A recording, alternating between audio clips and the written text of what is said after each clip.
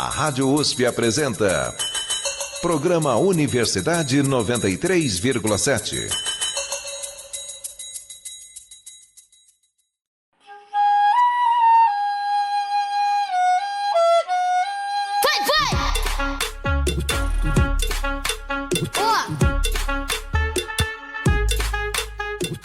O programa de hoje é um debate sobre o que é música e as possibilidades entre os seus diferentes gêneros. Este é o terceiro e último episódio do nosso especial sobre música.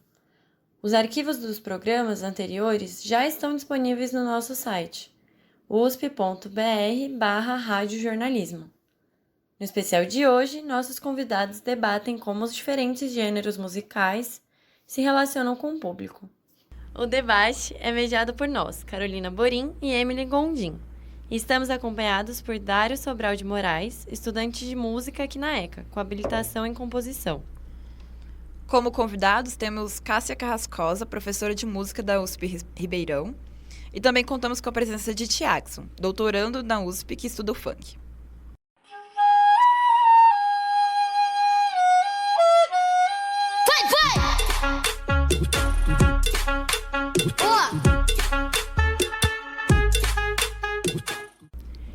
Existe um entendimento do senso comum que a música clássica parte de um lugar de prestígio e busca se aproximar do público, enquanto o funk nasce em um contexto popular e busca reconhecimento como um movimento artístico. Quais vocês acham que são as diferenças no caminho do funk para o da música clássica e vice-versa, na luta contra esses preconceitos? Bom, para te falar bem a verdade, eu não percebo que haja nenhuma luta nesse sentido na música clássica. Eu posso estar de olhos muito fechados, mas parece que a música clássica está voltada para a música clássica. Quando eu escuto alguns colegas assim falarem sobre o funk, exatamente, assim, é sempre como se nós estivéssemos disputando algo, o que eu acho que é um mau entendimento. Nós não estamos disputando nada, né? A música clássica, se ela disputa algo, ela ganha. Eu acho que é na dotação da verba dos governos, que é extremamente desigual e que fala-se muito pouco, talvez, muito menos do que... e reflete-se muito pouco. E no ambiente da música clássica é muito confortável, porque ainda que sempre seja aquém do que se precisa, porque é um gênero muito caro, né? Quando você conversa com qualquer pessoa que não é do ambiente musical, a pessoa fala, ué, mas você toca lá no teatro e o convite não paga os custos, né? Você fala, meu Deus, não paga nem os botõezinhos para comprar as fantasias das óperas, né? O figurino. É muito caro, é uma arte muito cara. E drena muito do orçamento das instituições estatais que financiam esses corpos e que estão sendo também outro debate, né? Terceirizados com o nome da OS, das OS e tal. São debates grandes. Mas quando a gente frequentava a dotação de verba da Câmara Municipal, que é anual, a gente via o pessoal das margens, né, fazendo manifestações e muitas vezes manifestações muito enfáticas e contrárias a essa desigualdade financeira. Eu acho que, para mim, isso é um problema muito sério e que eu também não tenho a solução, mas eu acho que é um problema a se pensar. O quanto a sociedade despende na música clássica e o quanto ela não despende em outros gêneros, não só no funk, em outros gêneros. Se quiser comentar, Tiagson, fica à vontade. Acho que sobre a pergunta, as duas formas, tanto a música clássica quanto o funk, são músicas que têm a capacidade de comover as pessoas como qualquer expressão musical. E é interessante porque o funk é o gênero, como é uma música eletrônica que se alimenta de amostras, de samples, o funk é o gênero que mais usa trechos de música clássica, e muitos trechos são usados sem a busca por esse prestígio. Quer dizer, o MC escuta, no caso do Bumbum Tantan do MC Fiote, a primeira música que conseguiu ter 1 bilhão de views no YouTube, ele nem sabia que era o deus da música, Johann Sebastian Bach. Ele procurou um som de flauta, gostou daquele som. E aí também isso tem a ver com o algoritmo, né? Porque você busca som de flauta no YouTube, aí aparecem as peças mais famosas da música clássica. Ele gostou, ou seja, todo mundo pode gostar. Então, acho que isso desmistifica um pouco essa ideia elitizada, inatingível, que muita gente ainda usa, porque a sobrevivência da música clássica numa sociedade capitalista como a nossa, ela depende de você contar umas lorota. A música clássica eleva o espírito, te torna mais inteligente. Isso sustenta ainda parte do setor que vive disso. Quando você vai aprovar projetos, né, para buscar as instituições que vão financiar, você joga uma lorota, financia aí a gente que vai elevar o espírito, e muita gente acredita ainda. Né? Tudo bem. Para o programa fizemos uma enquete com os nossos ouvintes e recolhemos uma pergunta de vocês aí de casa para os nossos convidados. Para começar, vamos fazer a pergunta de Lucas Capello, de 21 anos, atualmente estudante de Ciências Sociais aqui na USP. Como combater o racismo musical que faz com que o funk seja tratado como um gênero musical inválido ou até mesmo criminalizado? E como vemos corriqueiramente no jornalismo policial midiático, permitindo que esse gênero seja verdadeiramente popular e toda a comunidade envolvida sejam respeitados de acordo? Olha, eu acho que o que a gente pode fazer é conscientizar de que o preconceito com funk é uma forma atualizada de racismo, né? Quer dizer, à medida que a gente vai mostrando onde está... Porque a gente viveu ainda e vive, quer dizer, depende da bolha que a gente se refere, numa realidade em que as pessoas só conseguem reconhecer o racismo quando alguém chama o outro de macaco. Mas não, o racismo na nossa sociedade ele é norma, ele é uma coisa normal, entre aspas, como definiu o Silvio Almeida, né? Então ele está em tudo, ele está no julgamento estético musical, que você usa parâmetros da música branca de concerto europeia para menosprezar o funk. Então acho que conscientizar isso, e eu sinto nas novas gerações, se por volta ali de 2010 era a moda você falar mal de funk para você mostrar que você era inteligente, gostoso, que sabia tudo, hoje eu sinto nas novas gerações até o contrário, né? Tipo, o cara fala mal de funk, o cara tá... Porra, se atualiza aí, parceiro. E eu acho que nesse sentido a gente pode pensar, apesar de não haver esse debate ainda, em como aproximar a música clássica de camadas mais populares, aproximar na periferia. E a gente até fez uma pesquisa e chegou no Instituto Bacarelli, que tem uma orquestra sediada dentro da favela de Heliópolis. Professora Cássia, o que você pensa sobre o assunto? Como desenvolver essa aproximação? Eu penso que a música ela pode sim ser transformadora, como disse aí o Tiago, e como todos nós sentimos, né? Tanto faz, assim, o gênero da música ela pode levar você para outros lugares da sua alma, de você mesmo e etc. Eu acho que a educação, honestamente, a educação é fundamental, a discussão sobre a educação na nossa sociedade, não só a musical. A educação musical, ela deveria extrapolar, na minha opinião, os âmbitos das comunidades, e ela deveria ser para todos. Todo mundo deveria saber música. Não sei se essa música clássica seria a música mais adequada para se ensinar para toda a sociedade brasileira. Mas eu não sou especialista, eu só levanto a bola, assim. Eu acho bacana os meninos tocarem, acho bacana. Os nossos alunos, como eu já disse, em Ribeirão, aqui eu dou aula na pós-graduação, eles já estão em outro momento, assim, né, da carreira, já estão em outro momento da vida.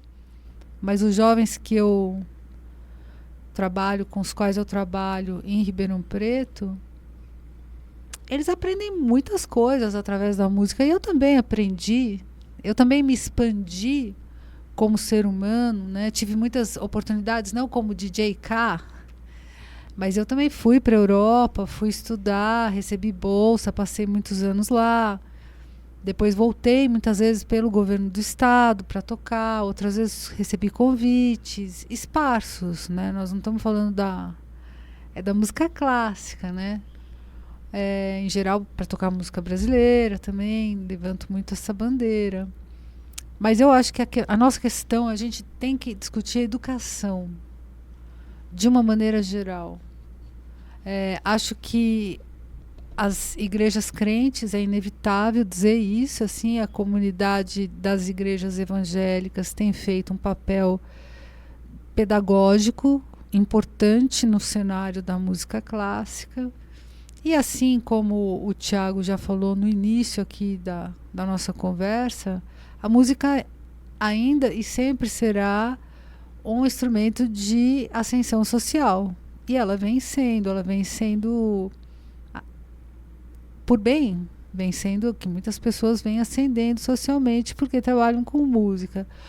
Mas o que eu acho discutível sempre é a falta da educação política que nós temos em todas as faixas etárias, né? Eu acho que isso acaba gerando muitos desconfortos, não só na música, mas também na música. Com certeza, professora. Eu vou trazer uma experiência pessoal. Eu tive aula de flauta durante o meu ensino fundamental 1. E na época, com menos de 10 anos, eu não soube valorizar a diferença que aquilo poderia trazer na minha vida. Não apenas como ascensão social, mas de aprendizado, de desenvolvimento psicológico, de desenvolvimento motora, né? Então, naquela época eu não valorizei, e quando eu fiz 16, 17 anos, eu parei para refletir sobre o assunto e pensei, poxa, eu poderia ter investido mais, não necessariamente para explorar um mundo musical, porque acho que não caberia para mim, mas teria sido uma experiência única. Mas também entrou em outros assuntos que na escola exigia-se uma flauta específica, que era extremamente cara e na época não era para a minha classe social.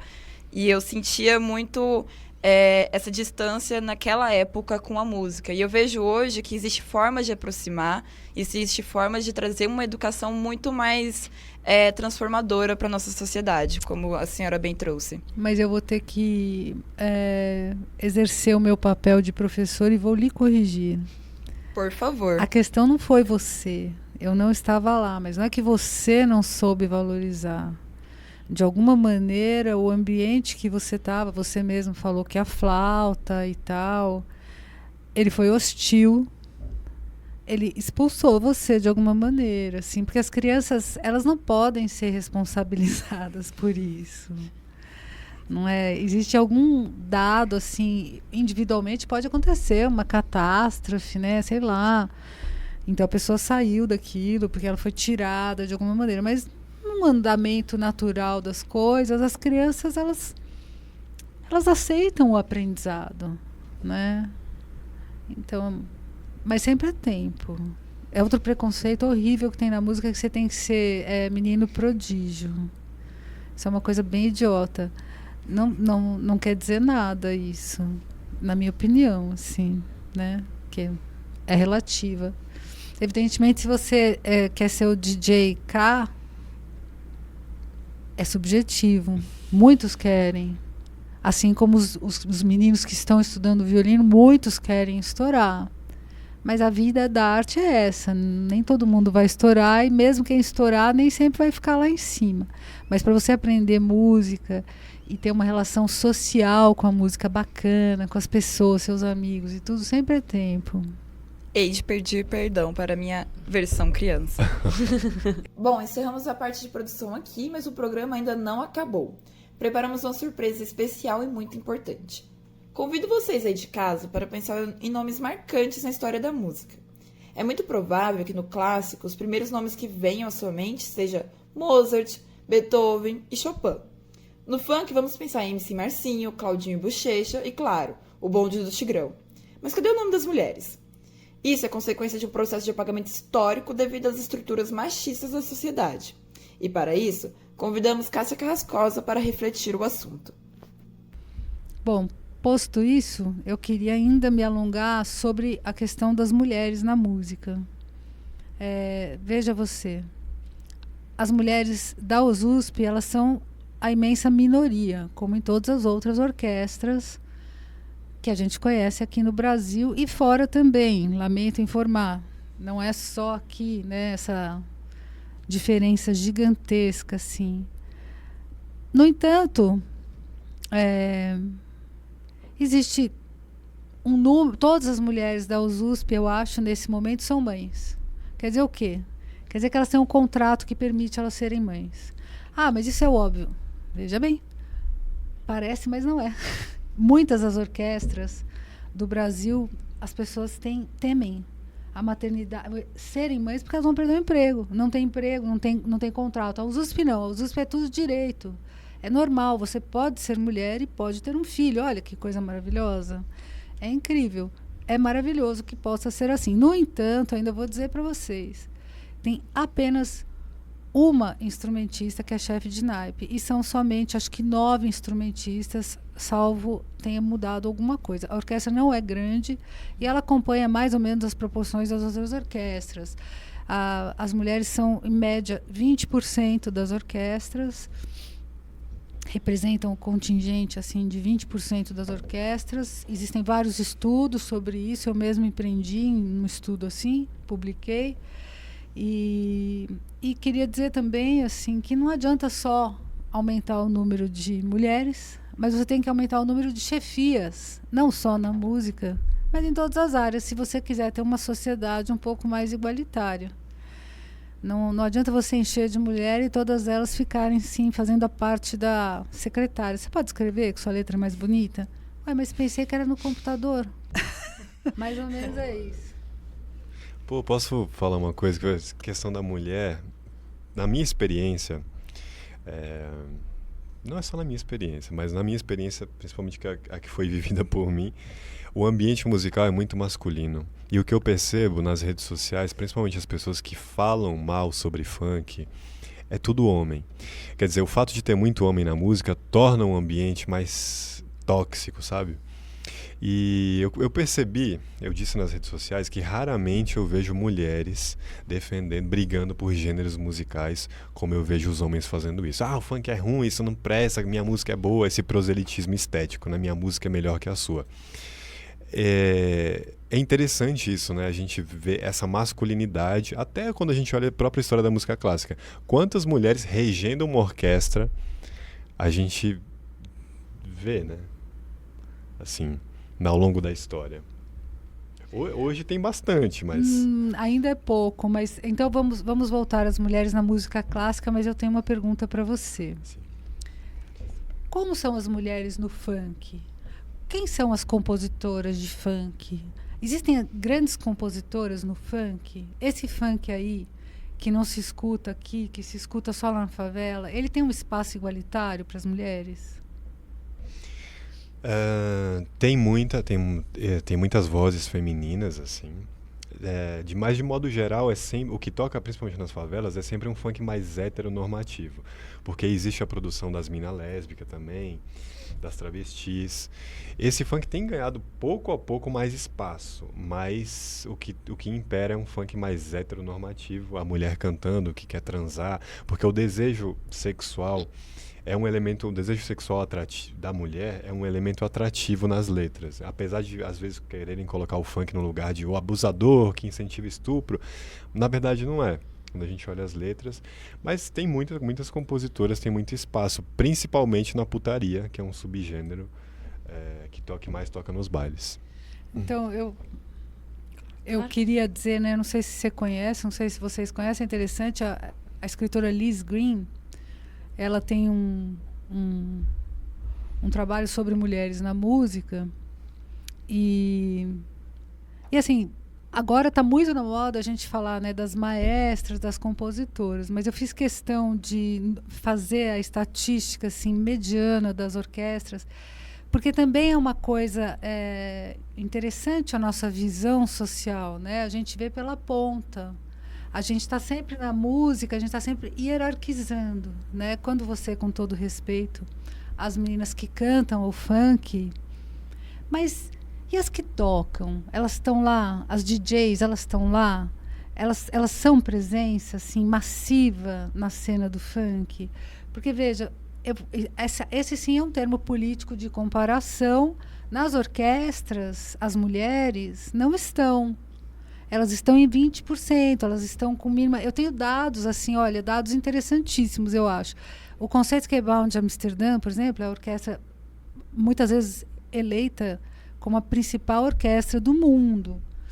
Eu sou flautista antes de ingressar na universidade como professora, eu fui 20 anos primeira flautista do Teatro Municipal de São Paulo.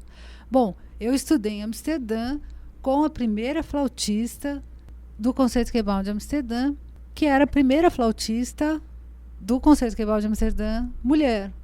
Ela assumiu esse cargo em 1995, veja. Né? As histórias assim, das inserções femininas nas orquestras, mesmo na Europa, em Viena, tem o caso célebre, que eles contrataram pela primeira vez, realmente, assim, a arpista, acho que na década de 90 também, se não me falha a memória, ou que seja antes um pouco, porque eles iam fazer uma turnê nos Estados Unidos e o sindicato norte-americano não permitia que não houvessem mulheres. Então eles contrataram uma pessoa que prestava o serviço há 300 mil anos lá. Então, assim, se no funk existe espaço para as mulheres, na música clássica ainda é preciso que haja muita reflexão sobre isso e muita inserção. Nós participamos numa cadeia educativa, pedagógica, onde elas começam a estudar as meninas. Eu não estou nem discutindo se eu acho bom, se eu acho ruim, se eu acho mais ou menos os projetos sociais, mas eles são uma grande realidade no estado de São Paulo. Eu diria que talvez no Brasil, mas eu desconheço. O estado de São Paulo eu conheço, que são, né, os projetos Guris, a Santa Marcelina, tem os projetos que são espalhados pelo interior. Em Ribeirão Preto eles têm um projeto que chama Alma, que é vinculado à universidade, e tem outros tantos assim. As meninas são massivas também. E depois elas somem, elas vão embora. Elas não vão adiante no exercício da arte. E aí gera essa desigualdade, não é? De números nas orquestras. E nem falei das compositoras. O assédio na música. Eu acho que, assim, também era outra coisa que não se falava, né? Era considerado, assim, mais ou menos normal o seu professor pôr a mão no seu pescoço. Eu estou falando de uma coisa bem pouca, assim, né? Você pensar que você está tocando flauta, o cara vem e põe a mão no seu pescoço para falar que está bonito ou que está feio. Por sorte, a gente pode falar agora, mas é um ambiente, realmente, nesse ponto, um ambiente muito retrógrado, né? De novo, assim, nós, sem querer vitimizar a minoria feminina, mas, assim, são os homens que estão ainda na liderança e que fecham os olhos, muitas vezes, né? Eu acho que a gente tem visto muitos progressos em relação a isso, mas é verdade, existe o assédio moral. E ele é independente daí de sexo, assim, o assédio é uma praxe na música clássica. E eu acho que realmente eu não compactuo com isso, eu não compactuo com essa ideia de que vale tudo em nome da música, e também muito menos acredito que essa música que se faz ela seja melhor porque você ficou gritando e humilhando as pessoas. Eu, de fato, assim, fico muito satisfeita, assim, de não estar na orquestra sinfônica mais, porque ali é um lugar muito complexo, de relações humanas muito complexas, mas sim, não sou eu que estou dizendo e não é uma realidade brasileira. Nós temos visto denúncias e denúncias e denúncias das orquestras de todos os lugares do mundo, dos maestros de todos os lugares do mundo, fazendo coisas que realmente é muito fácil um senhor desse falar. Normal. Mas não é normal, né? Tem muitas carreiras, tem vidas Isso é uma coisa parecida com o esporte. O esporte também é assim. Então, há algo de errado nessa prática, né? Se a gente quer ter uma vida melhor, uma sociedade melhor e uma música melhor, a gente tem que debater isso e tem que terminar com isso, acabar com isso. Isso não pode fazer parte da nossa realidade. Muito obrigada, professora, pela sua contribuição. E eu acho que isso reflete muito o que a gente estava discutindo antes. Da mesma forma que a música reflete a sociedade também reflete na música. As estruturas machistas, as estruturas racistas, elas estão ali impregnadas dentro da nossa sociedade, de um modo geral, e, por consequência, nas estruturas da orquestra sinfônica, do funk e de todos os outros gêneros musicais. E com isso a gente encerra a primeira parte do nosso programa. Estamos chegando ao final do nosso debate sobre o que é música, quais os diferentes contextos que ela abriga e quais intersecções e diálogos possíveis entre os gêneros. Esperamos que o programa de hoje possa ter esclarecido ou mesmo aberto seus ouvidos para compreender a música de uma forma mais ampla, diversa e popular. Hoje, contamos com a participação de Thiago de Souza, conhecido como Thiagson. Ele é professor de música clássica, bacharel e mestre em música, além de doutorando em música pela USP. E também contamos com a presença de Cássia Carrascosa, professora doutora em música pela USP em Ribeirão. Aproveitamos esse momento para abrir o microfone para as considerações finais de nossos convidados. Bom, eu vou começar agradecendo imensamente o convite, o professor também, os professores, o professor Maluli, o professor Daniel, que estão aqui presentes, heroicamente, ouvindo a gente. Quero agradecer os colegas que estão aqui, os músicos, os artistas que estão aqui junto comigo, pelos pensamentos, pela oportunidade. Já falei na entrada que eu sou sua fã, já tirei foto, mas eu fiquei muito fã, foi desse laboratório aqui, esse estúdio. Eu cheguei aqui e a primeira coisa que eu vi foram lindas meninas, maravilhosas, mexendo com os cabos, com os microfones, fazendo tudo que tem que fazer. Então, para te falar a verdade, foi uma experiência muito bacana para mim. Eu agradeço imensamente. Que bom, pode ter certeza que pra gente também foi muito legal esse debate. Thiago, por favor. Obrigado, gente. Obrigado pelo convite, por debater ideias sobre música clássica, sobre funk, por pensar a música. É importante esse trabalho que vocês fazem, acho que de o que a universidade está fazendo, mostrar para as pessoas, né? Isso é importante. E o que eu digo sempre, ao final de todo lugar que eu vou, segue o pai nas redes sociais, canal do Thiago, são todas as redes sociais, até as mais duvidosas. Muito obrigada pela participação de vocês nesse debate sobre música. Universidade 93,7 fica por aqui. O programa de hoje teve a coordenação de Emily Gondim e a produção de Mariana Carneiro. A edição é de Amanda Marangoni. As reportagens são de Carolina Borim e José Vieira. A apresentação foi de Carolina Borim e Emily Gondim, com colaboração de Reginaldo Ramos e João Francisco. Este programa está disponível no site usp.br/radiojornalismo. Muito obrigada pela sua audiência e tenha um bom dia. Bom dia.